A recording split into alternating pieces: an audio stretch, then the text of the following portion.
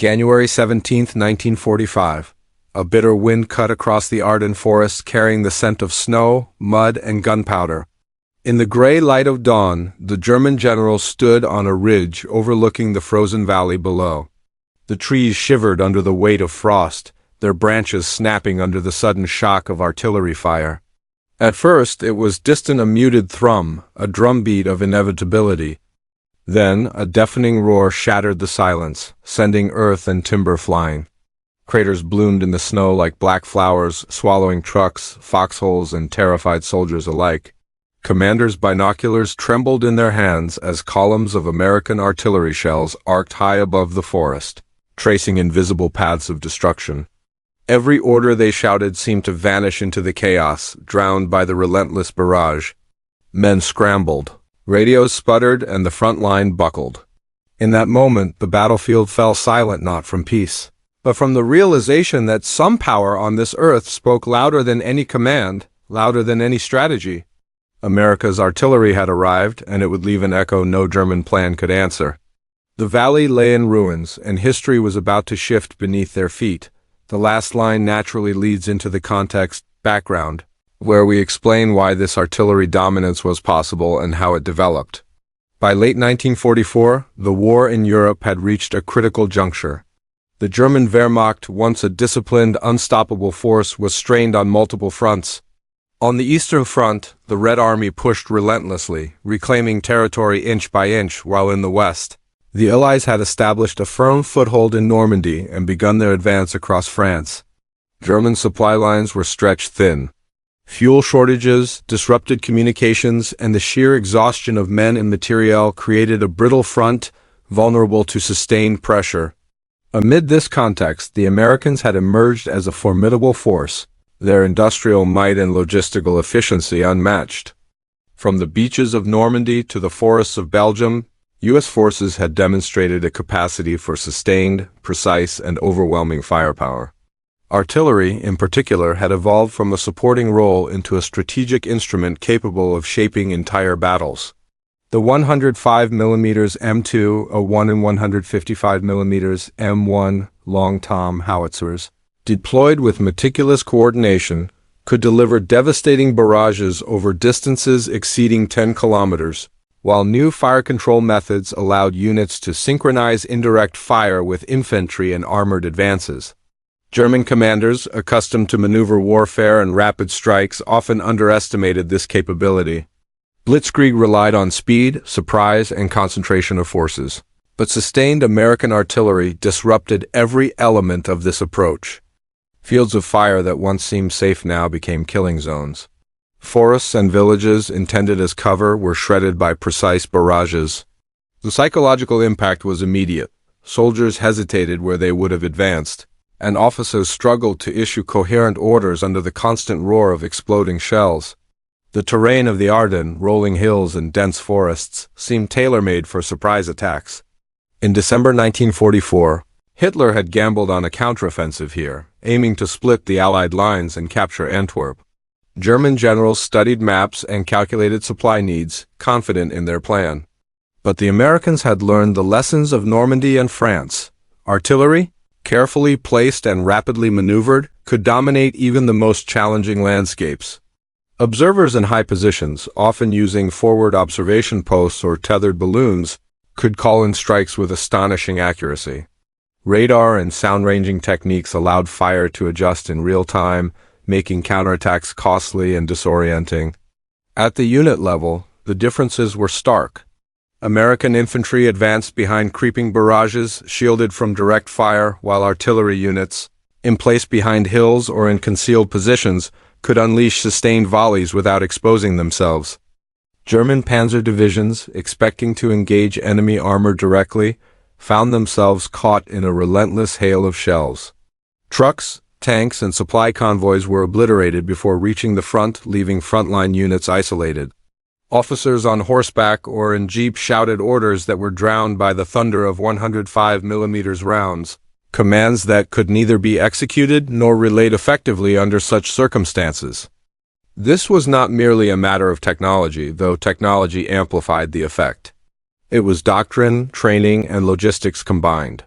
American artillery crews drilled continuously, learning to operate in concert across batteries and regiments. Radio operators, trained to relay coordinates quickly and accurately, reduced the lag between observation and impact to a matter of minutes. Engineers maintained roads, bridges, and firing positions, ensuring that the guns could be moved with precision even under fire. The result was a system where firepower could be massed anywhere along the front, at short notice, with devastating effect. For German commanders, the cumulative effect was crushing. What once might have been manageable skirmishes now turned into chaos. Infantry units were fragmented by artillery before they could reach the front lines. Tanks were stalled or destroyed by well-aimed counter-battery fire. Morale faltered as soldiers realized that the American guns seemed omnipresent, anticipating every maneuver, predicting every advance. The chain of command, normally the backbone of German operational effectiveness, became increasingly brittle under pressure. Vulnerable to disruption from forces it could neither see nor directly engage. By January 1945, the stage was set for a confrontation in which American artillery would speak louder than any orders, rendering traditional German strategies almost irrelevant. Generals who had once relied on speed, deception, and concentrated strikes now found themselves spectators, watching their meticulously crafted plans disintegrate under an unrelenting, precise, and overwhelming barrage. The stage was set not just for a battle of guns, but for a battle of wits, endurance, and the stark demonstration that industrial capacity and coordinated firepower could outweigh the brilliance of traditional command. It was a silent revolution on the battlefield, one measured not in territory gained or lost, but in the pauses, hesitations, and fear it forced upon the men who had once dictated the tempo of Europe's wars. This tension, this mismatch between German expectations and American firepower, would soon erupt into chaos, shaping the turning points that defined the Ardennes offensive and leaving a mark on the minds of those who survived. The ending line naturally leads into context background section 2, where we'll introduce specific units, terrain, and early encounters showing the tangible effects of American artillery. The Ardennes, a forested region of Belgium and Luxembourg, seemed an unlikely stage for decisive battles. Narrow roads wound through dense woods, frozen rivers cut across ridges, and winter fog clung stubbornly to the valleys. For German planners, this terrain promised concealment for panzer divisions and the possibility of a rapid breakthrough. For the Americans, it represented both a challenge and an opportunity. Observation was difficult, movement was restricted, and the risk of ambush ever present, but artillery could bridge these limitations, speaking where men could not. American forces deployed their artillery in depth, often kilometers behind the front lines. The 3rd and 9th Infantry Divisions, supported by the 2nd and 4th Armored Divisions, integrated their fire support with astonishing precision. Forward observers, perched atop ridges or hidden in abandoned farmhouses, relayed coordinates via radio, calculating angles and elevation with meticulous care. Every battery could cover multiple sectors, overlapping fields of fire to ensure that no enemy movement went unnoticed or unpunished. The Germans quickly realized the disparity. On December 16, 1944, the opening day of the Ardennes offensive, German units advanced cautiously. Initial successes in the northern sector masked the lethal reality unfolding elsewhere. Columns of infantry and armored vehicles struck concealed minefields only to be shredded by artillery strikes called in from unseen American positions. Soldiers described the sound as a rolling storm that swallowed men whole, an auditory onslaught that shattered both formations and morale. Artillery's effectiveness was amplified by weather. Snow muffled distant movements, masking American infantry while exaggerating the sound of incoming shells. Frozen ground, while complicating foot movement, allowed shells to ricochet unpredictably, striking in ways that made German troops doubt their own tactics. Villages, intended as staging points for counterattacks, became tombs of timber and stone as howitzers unleashed sustained barrages. The precision of American fire was nearly surgical, turning once safe zones into no man's lands. Specific encounters illustrate this dominance vividly. At Elsenborn Ridge, a small but strategically vital point, German engineers attempted to breach roadblocks under the cover of early morning fog. Before tanks could advance, artillery barrages arrived in waves. Craters ripped through supply trucks. Foxholes collapsed under the force of exploding shells. German soldiers, trapped in narrow clearings, were exposed to devastating indirect fire. Commanders' attempts to redirect units were delayed or blocked entirely by the constant roar overhead. For the men on the ground, every step forward was measured against the likelihood of instant annihilation. American artillery coordination also leveraged intelligence and reconnaissance. Patrols, aerial observation, and captured documents fed into fire control calculations, allowing artillery officers to anticipate German movements hours before they occurred. By January, the Americans could mass fire with near-predictable outcomes. Counter-battery operations neutralized German guns before they could respond. Bridges and road networks critical for German advances were systematically destroyed. Leaving armored units stranded and infantry isolated, the cumulative effect was staggering. Units that might have been able to fight back in open terrain found themselves constrained, funneled into kill zones, and subjected to relentless bombardment.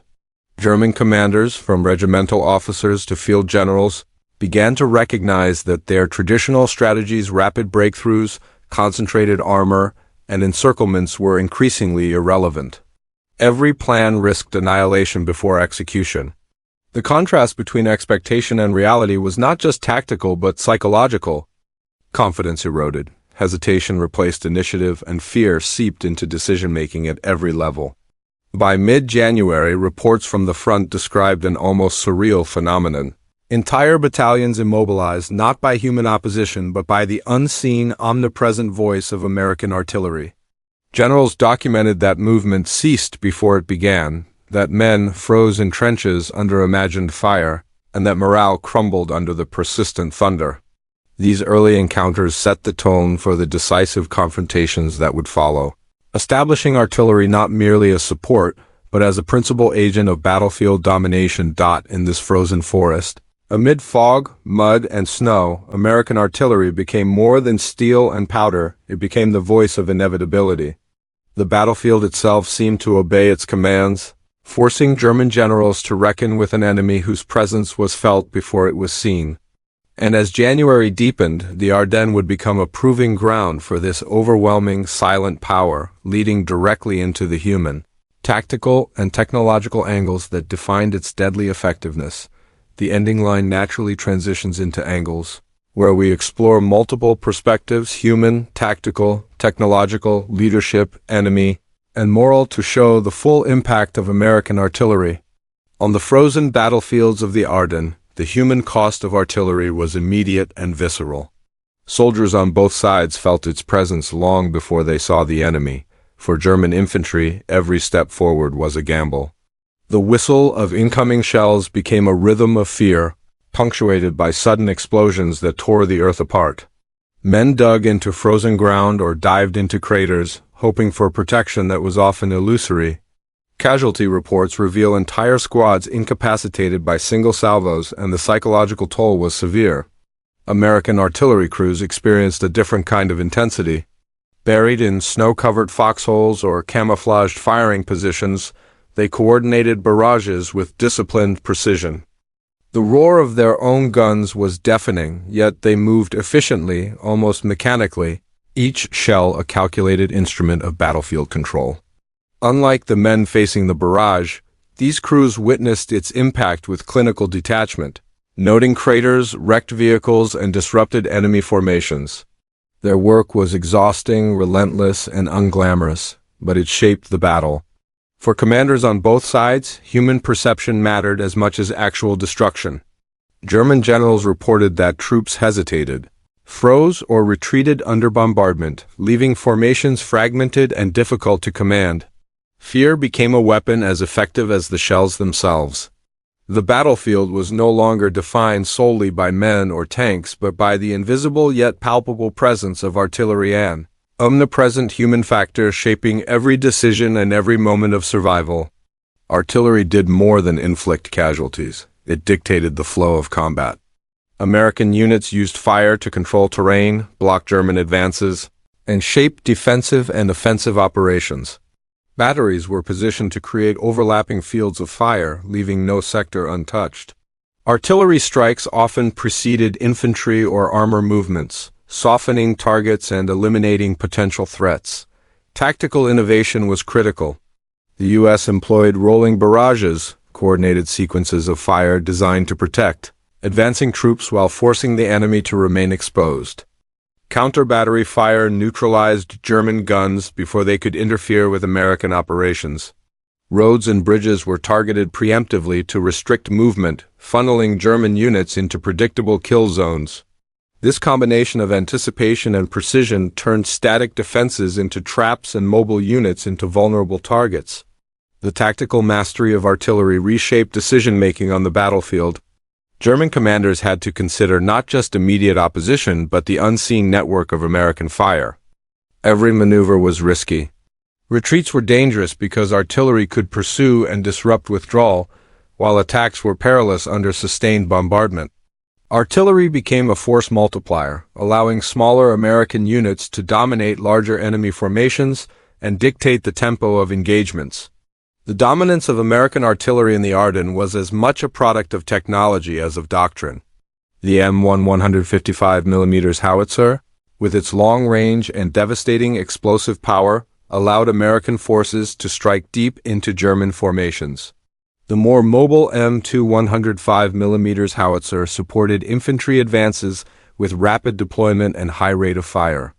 Innovations in range finding, sound ranging, and radar-assisted targeting transformed what had once been largely an observational science into a precise instrument of war.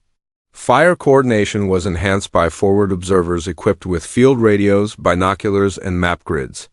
They transmitted exact coordinates to batteries, which calculated trajectory, elevation, and timing with mathematical precision.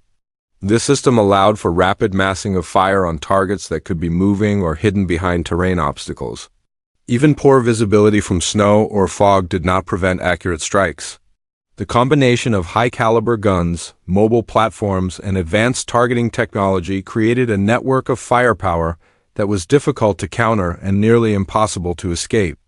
Technological innovation also extended to logistics.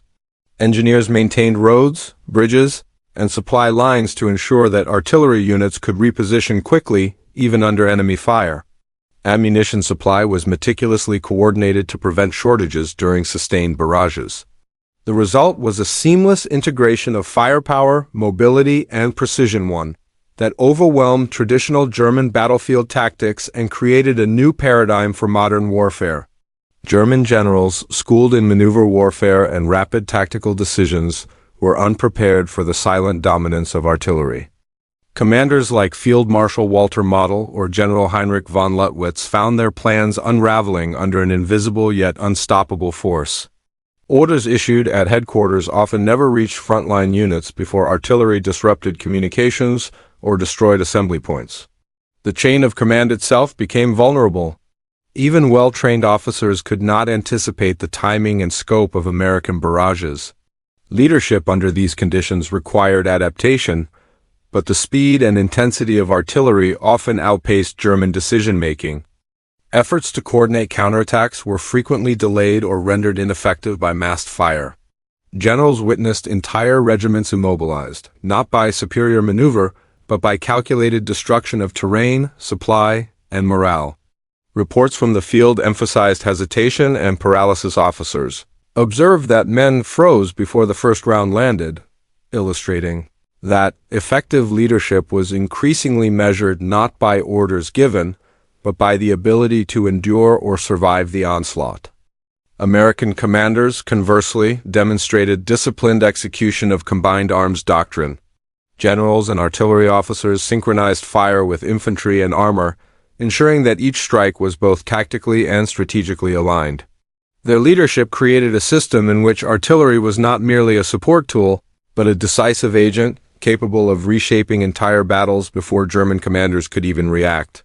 The contrast was stark, leadership on one side overwhelmed by fire, on the other magnifying its effects with precision.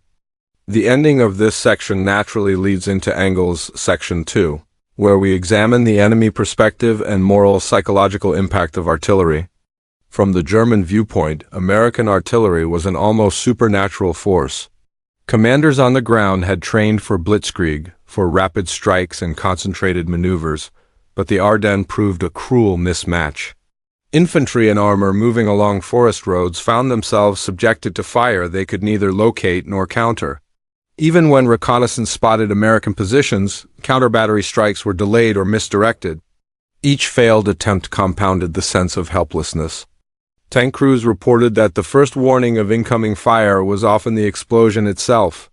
Convoys and supply trucks were decimated before they could reach assembly points, forcing German units to operate without ammunition or fuel. Engineers attempting to repair roads or bridges were cut down before their work could influence the battle. Commanders observed that units fragmented under fire, soldiers retreating in small, disorganized groups rather than executing cohesive maneuvers. Artillery had turned the enemy's own advantages, armor, mobility, surprise, into liabilities. Even elite German formations were not immune. Panzer divisions, famed for their speed and coordination, were funneled into pre-sighted kill zones, suffering losses disproportionate to their numbers.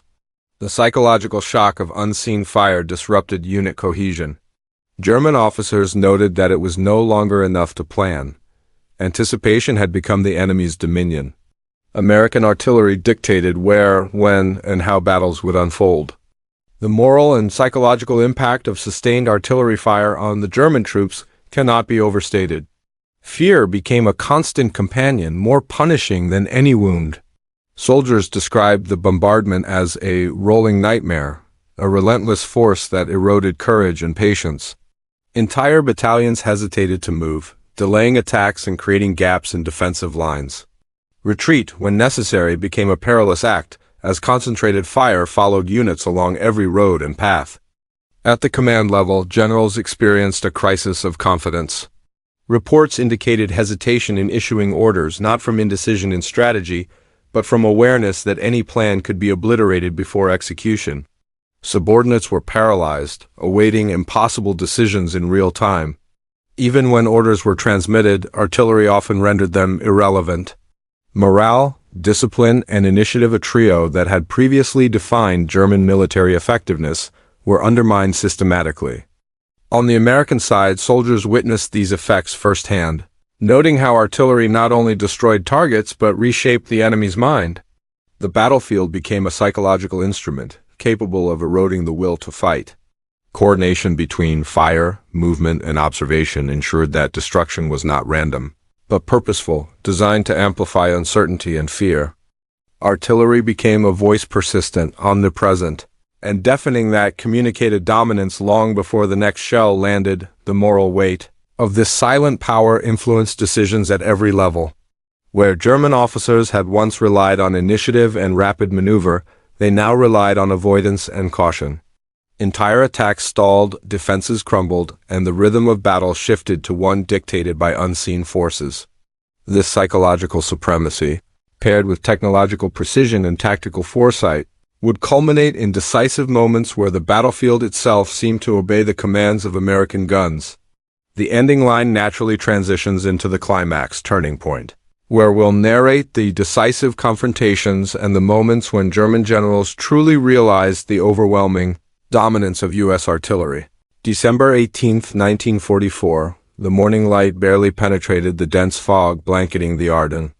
German forces had advanced cautiously, emboldened by initial success, yet the American artillery network lay waiting like an invisible predator. Forward observers, perched in concealed positions along the ridges, monitored every movement.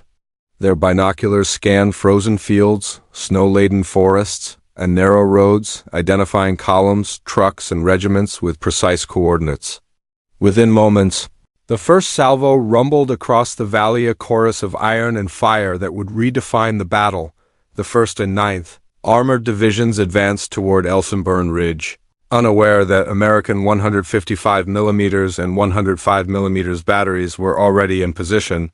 Calibrated to the millimeter, the first rounds struck with devastating precision, flattening trees and sending armored trucks tumbling into craters. German infantry scattered into the frozen underbrush, shouting orders that dissolved into the roar of incoming fire. Communications faltered as radios failed under shock waves, leaving commanders shouting into the wind, their voices lost in the thunder. By mid-morning, Field Marshal Model, observing from a ridge several kilometers away, realized the extent of the problem. Reports from the front indicated stalled units, destroyed vehicles, and scattered infantry. Entire German battalions had ceased coordinated movement. Model, who had been confident in the Ardennes counteroffensive, recognized a chilling reality. The American artillery had transformed the battlefield into an environment where traditional command was nearly impossible. The guns did not merely inflict casualties, they dictated every decision, movement, and hesitation. Tactical innovation amplified this effect. American batteries employed rolling barrages that advanced in coordination with infantry, forcing German troops to remain in exposed positions or risk annihilation. Counter-battery fire targeted German artillery, neutralizing their capacity to respond.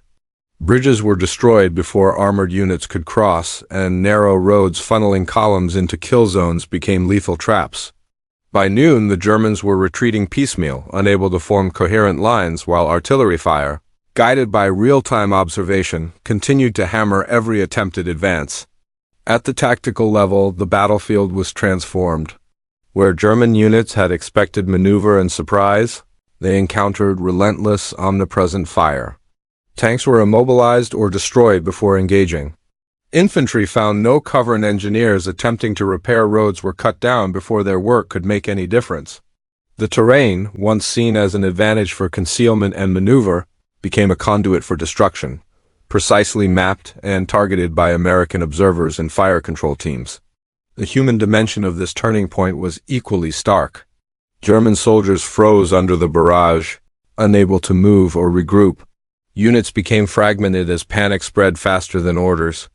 Officers reported that entire companies had been immobilized by fear, leaving flanks exposed and creating gaps that American infantry and armor exploited.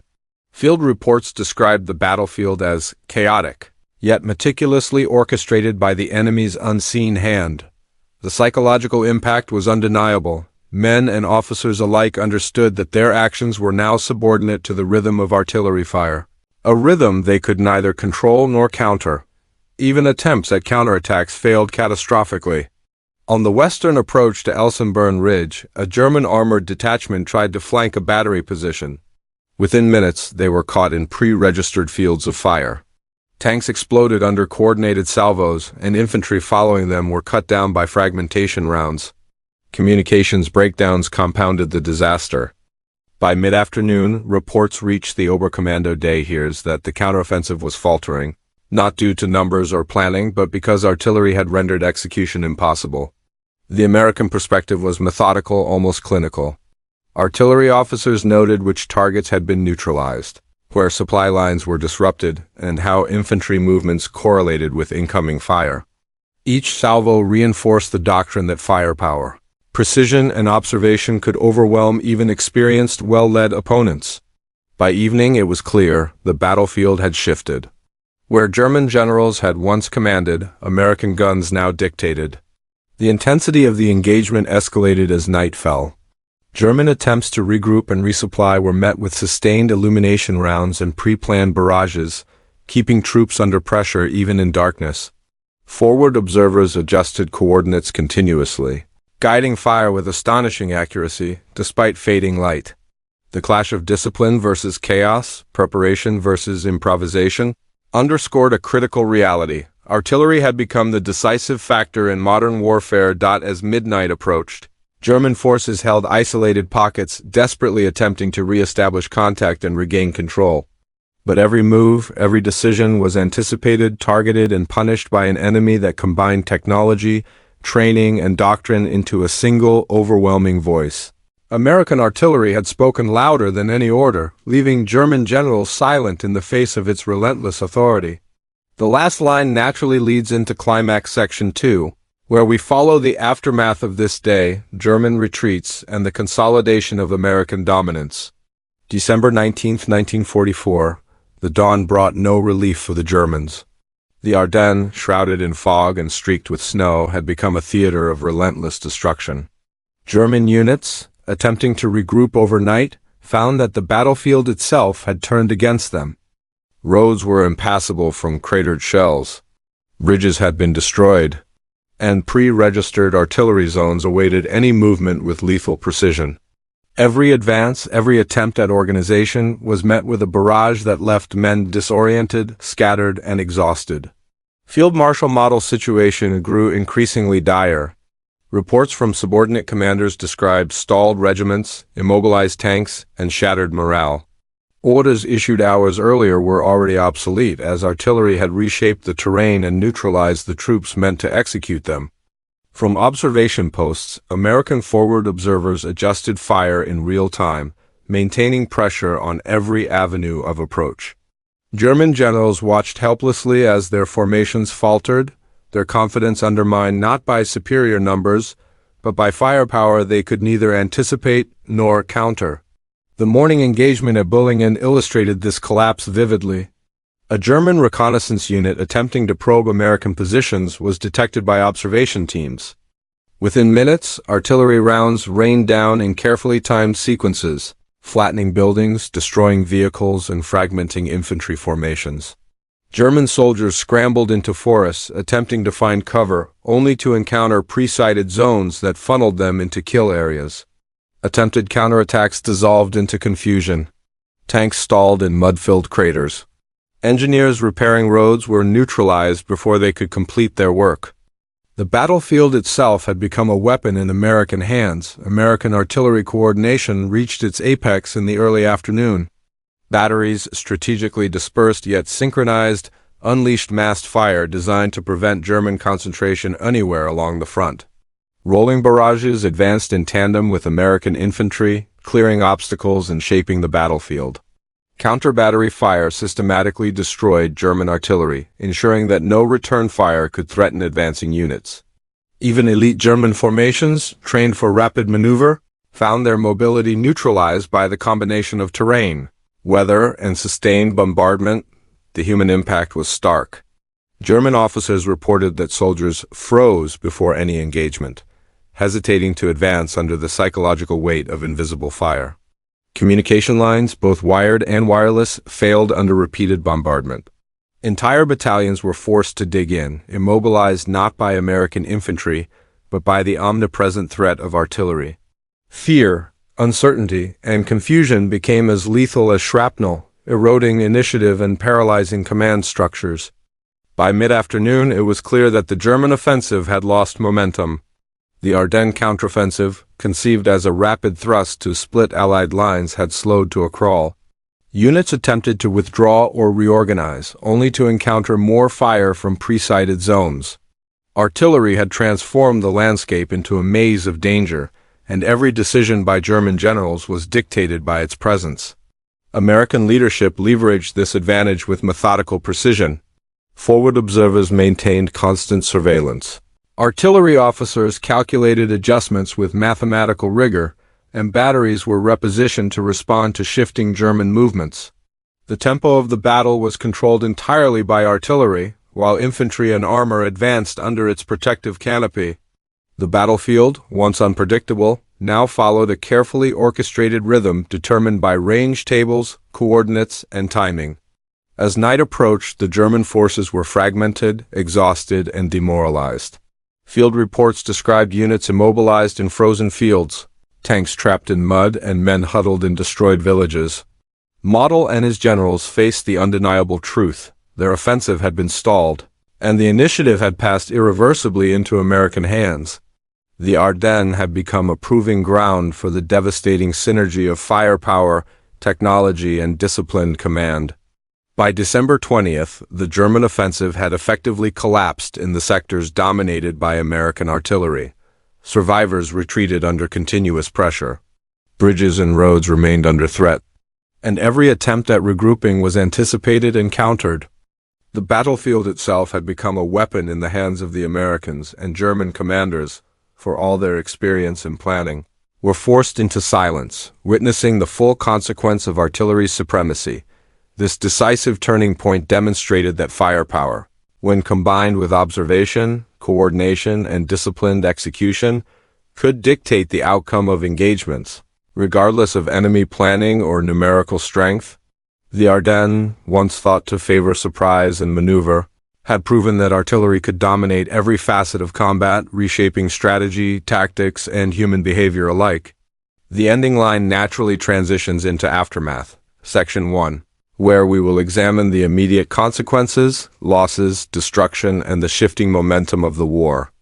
By late December 1944, the full weight of American artillery had become undeniable.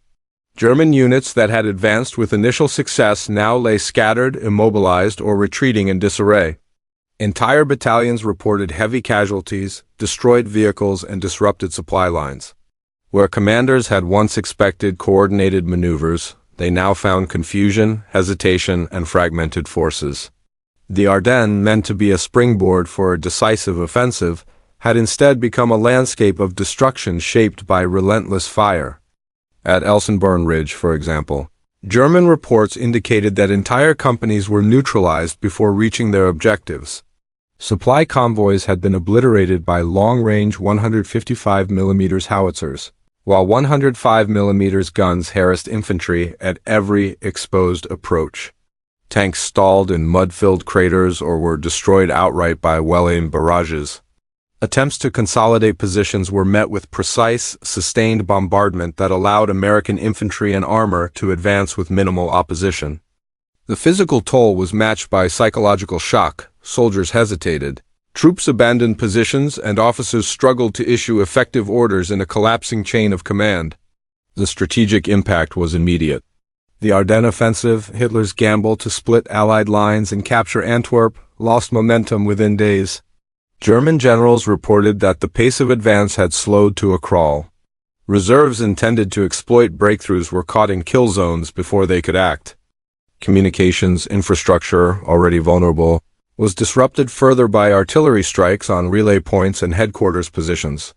The ability to coordinate counterattacks or recover lost ground was severely compromised. American artillery, meanwhile, demonstrated the effectiveness of combined arms doctrine. Batteries remained concealed, mobile, and continuously supplied, while forward observers directed fire with precision that neutralized the enemy's advantages. Counter-battery operations destroyed German guns before they could respond. Roads, bridges, and terrain features were carefully targeted to channel enemy movements into predictable paths. The battlefield became a controlled environment where every German action could be anticipated and countered. Reports from artillery officers detailed the efficiency of these operations, emphasizing how firepower, observation, and coordination combined to overwhelm even well-trained units. Human accounts illustrate the scale of the devastation. Survivors described frozen forests littered with wreckage, armored vehicles overturned, supply trucks shattered, and trenches collapsed under the impact of high-explosive shells. Soldiers recounted the constant, almost musical rhythm of incoming fire, a percussion of destruction that shaped every decision and movement. Officers noted the near-total paralysis of units under pressure, with some men abandoning positions entirely or retreating into the woods without orders. Morale, discipline, and cohesion, all hallmarks of the German military, were eroded under this relentless, unseen assault. Casualty figures and operational reports confirm the effectiveness of artillery as a decisive force. German losses in men, vehicles, and equipment were disproportionate to the scale of engagement, highlighting the efficiency of American targeting and firepower. Accounts from both sides underscore the psychological impact. It was not only the destruction that mattered, but the anticipation of destruction that paralyzed the enemy. Field reports repeatedly emphasized that German troops were immobilized before they could reach objectives, a testament to artillery's preemptive dominance. By December 21st, the Ardennes had shifted irrevocably. The German offensive had stalled entirely in sectors under heavy American artillery coverage, while Allied forces began to consolidate positions and prepare counteroffensives. The battlefield, once a theater of maneuver, had been transformed into a landscape dominated by firepower, observation, and meticulous coordination. American artillery had not merely inflicted damage. It had dictated the tempo of operations, forced German decisions, and reshaped the conduct of battle. The consequences of these early engagements would ripple through the remainder of the Ardennes campaign. German morale, already strained by losses and exhaustion, faltered further under continued bombardment. Commanders faced the stark reality that traditional tactics, blitzkrieg-style advances, concentrated armor, and rapid maneuvers were increasingly irrelevant. American artillery had proven that industrial capacity, discipline, and technological innovation could impose control over even the most experienced and determined forces. The stage was now set for the broader aftermath, a collapsing offensive, recalculated strategies, and the full consolidation of Allied momentum. The battlefield had spoken, and its verdict was clear. Artillery had not only won the day, it had rewritten the rules of engagement.